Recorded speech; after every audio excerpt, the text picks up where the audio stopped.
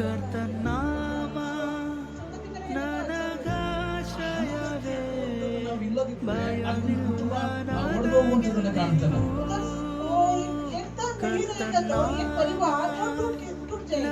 ಹಾಗಾಗಿ ನಾವು ಅನುಮತಿಯಲ್ಲಿ ಜೀವಿಸುವರಾಗಿರ್ಬೇಕು. ಆ ಕುಟುಂಬ ಚೆನ್ನಾಗಿರ್ತದೆ ಅನುಮತಿಯಲ್ಲಿ ಇರೋದಾದ್ರೆ. ಮಕ್ಕಳಿಂದ ಹಿಡಿದು ತಂದೆ ತಾಯಿಯವರೆಗೂ ಅನುಮತಿಯಲ್ಲಿ ಇರಬೇಕು.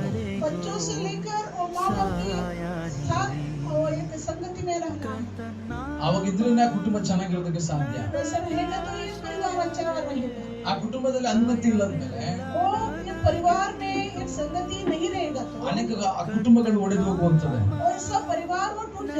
ಆ ಗಂಡ ಹೆಂಡತಿಗೆ ಅಂಡರ್ಸ್ಟ್ಯಾಂಡಿಂಗ್ ಇಲ್ಲದೆ ಆಗಿ ದೂರ ಆಗ್ಬಿಡ್ತಾರೆ. ಡೈವರ್ಸ್ ತಗೊಳ್ಬಿಡ್ತಾರೆ.